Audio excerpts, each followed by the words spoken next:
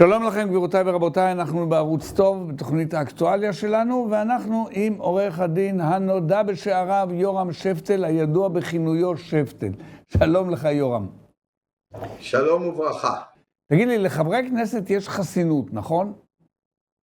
נכון. על מנת לחקור אותם במשטרה, אני צודק שצריך הסכמה של יו"ר הכנסת או החלטה של ועדת הכנסת? אני צודק? שום משטרה לא יכולה להזמין חבר כנסת לחקירה. אני צודק או אני טועה? לא מדויק. החסינות היא בפני העמדה לדין, לא בפני חקירה. החסינות היא בפני העמדה לדין. כלומר, זאת החסינות שלך.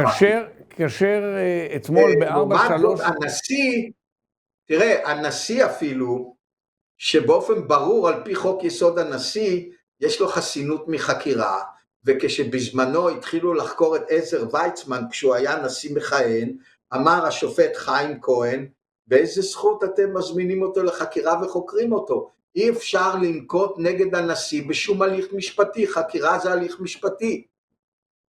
אז אם חוקרים את הנשיא המכהן, ראה קצב, מקרה הרבה יותר קשה, כן?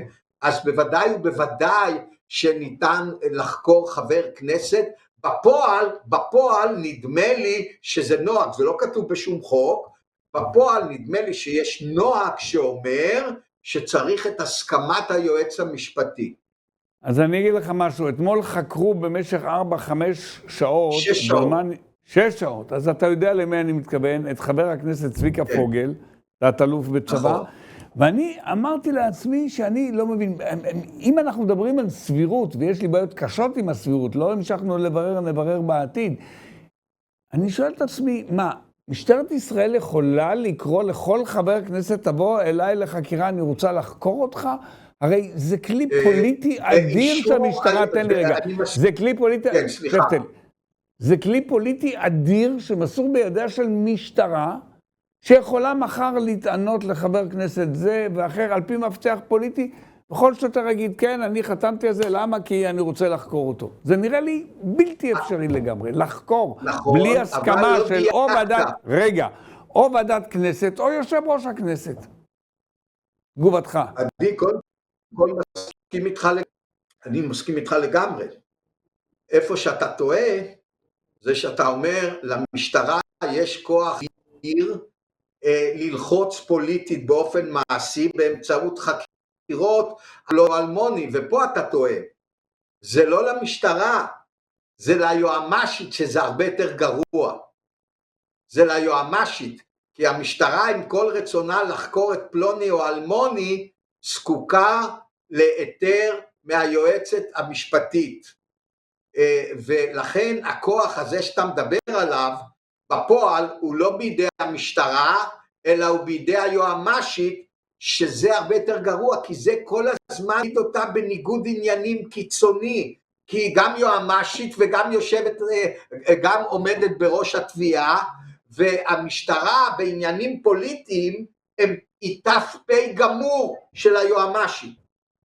כלומר, האדם עם העוצמה הכי גדולה במדינת ישראל, זה היועץ או היועצת המשפטי לממשלה. הוא בעל יותר מכל שופט של בית המשפט העליון כבודד. כגוף בית המשפט העליון הוא הכי חזק במדינה. כאדם בודד עם העוצמה הכי גדולה במדינת ישראל היום, היועץ או היועצת המשפטית, היא יצירתו המעוותת, האיומה והנוראה של האייתוללה החילוני ברק אהרוני.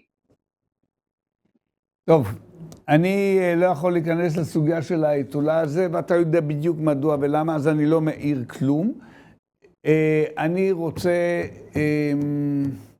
לקראת סיום שיחתנו, אני רוצה להציע לך משהו שפטל.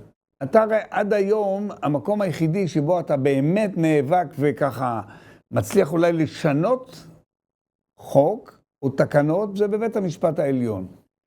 בוא צא למאבק, אני קטונתי כשאני עומד מולך, לשינוי החוק בנקודה הזו לא יוכל חבר כנסת לחקר על ידי משטרת ישראל בלי קשר בכלל ליועץ המשפטי לממשלה, שעוד רגע יופרד תפקידו וזה יהיה תובע לחוד ויועץ משפטי לחוד, אלא באמצעות או ועדת הכנסת או החלטה של יו"ר הכנסת. אני חושב שעדיף ועדת הכנסת.